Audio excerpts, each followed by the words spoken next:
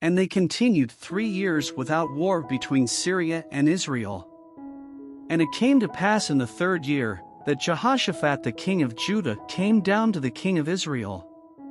And the king of Israel said unto his servants, Know ye that Ramoth in Gilead is ours, and we be still, and take it not out of the hand of the king of Syria? And he said unto Jehoshaphat, Wilt thou go with me to battle to Ramoth-Gilead? And Jehoshaphat said to the king of Israel, I am as thou art, my people as thy people, my horses as thy horses.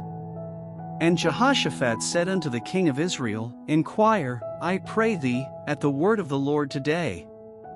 Then the king of Israel gathered the prophets together, about 400 men, and said unto them, Shall I go against Ramoth-Gilead to battle, or shall I forbear? And they said, Go up, for the Lord shall deliver it into the hand of the king. And Jehoshaphat said, Is there not here a prophet of the Lord besides, that we might inquire of him? And the king of Israel said unto Jehoshaphat, There is yet one man, Micaiah the son of Imlah, by whom we may inquire of the Lord, but I hate him, for he doth not prophesy good concerning me, but evil. And Jehoshaphat said, Let not the king say so. Then the king of Israel called an officer, and said, Hasten hither Micaiah the son of Imlah. And the king of Israel and Jehoshaphat the king of Judah sat each on his throne, having put on their robes, in a void place in the entrance of the gate of Samaria, and all the prophets prophesied before them. And Zedekiah the son of Chenaanah made him horns of iron, and he said, Thus saith the Lord, With these shalt thou push the Syrians, until thou have consumed them. And all the prophets prophesied so, saying, Go up to Ramoth-Gilead, and prosper, for the Lord shall deliver it into the king's hand. And the messenger that was gone to call Micaiah spake unto him, saying, Behold now, the words of the prophets declare good unto the king with one mouth. Let thy word, I pray thee, be like the word of one of them, and speak that which is good. And Micaiah said, As the Lord liveth, what the Lord saith unto me, that will I speak. So he came to the king.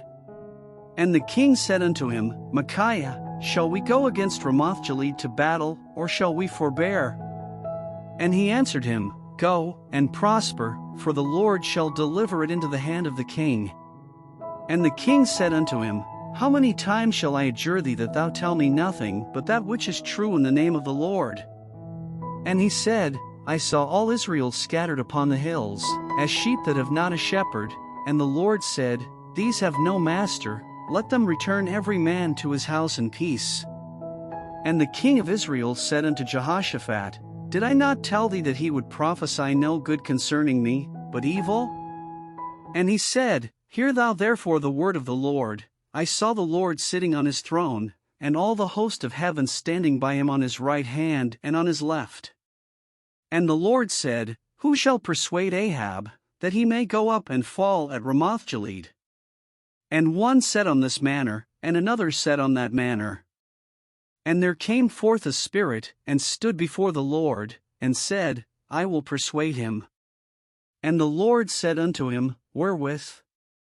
And he said, I will go forth, and I will be a lying spirit in the mouth of all his prophets. And he said, Thou shalt persuade him, and prevail also, go forth, and do so. Now therefore, behold, the Lord hath put a lying spirit in the mouth of all these thy prophets, and the Lord hath spoken evil concerning thee. But Zedekiah the son of Chenaanah went near, and smote Micaiah on the cheek, and said, Which way went the Spirit of the Lord from me to speak unto thee?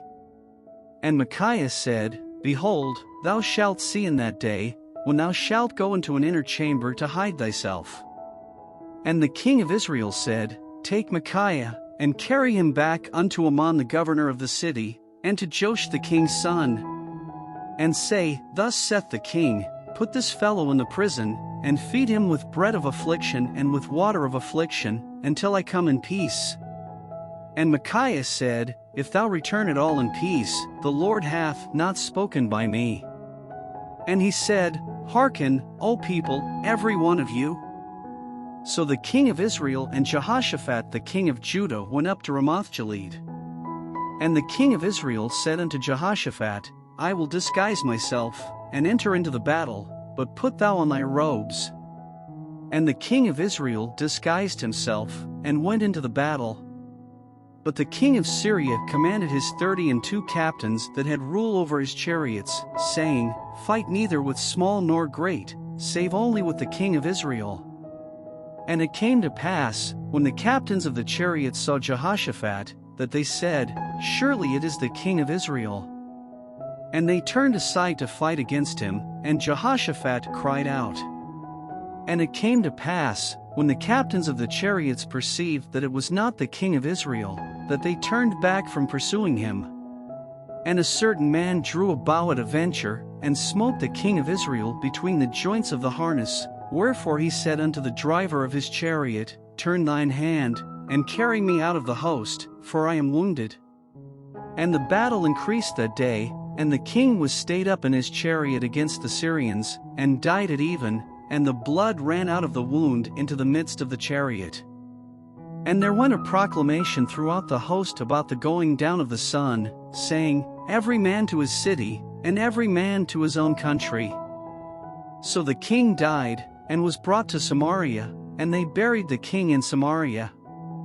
And one washed the chariot in the pool of Samaria, and the dogs licked up his blood, and they washed his armor, according unto the word of the Lord which he spake. Now the rest of the acts of Ahab, and all that he did, and the ivory house which he made, and all the cities that he built, are they not written in the book of the Chronicles of the kings of Israel? So Ahab slept with his fathers, and Ahaziah his son reigned in his stead. And Jehoshaphat the son of Asa began to reign over Judah in the 4th year of Ahab king of Israel. Jehoshaphat was 35 years old when he began to reign, and he reigned 25 years in Jerusalem. And his mother's name was Azubah the daughter of Shilhi. And he walked in all the ways of Asa his father, he turned not aside from it, doing that which was right in the eyes of the Lord. Nevertheless the high places were not taken away, for the people offered and burnt incense yet in the high places. And Jehoshaphat made peace with the king of Israel.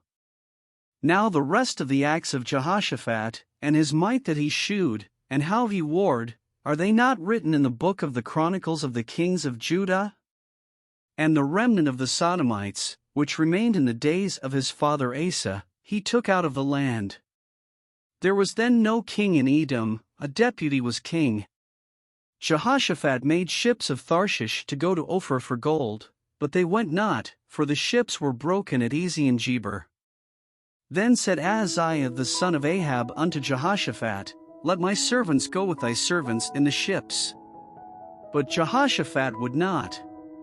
And Jehoshaphat slept with his fathers, and was buried with his fathers in the city of David his father, and Jehoram his son reigned in his stead.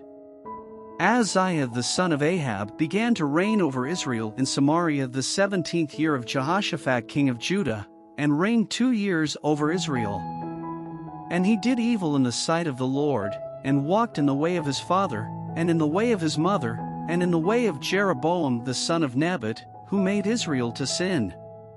For he served Baal, and worshipped him, and provoked to anger the Lord God of Israel, according to all that his father had done.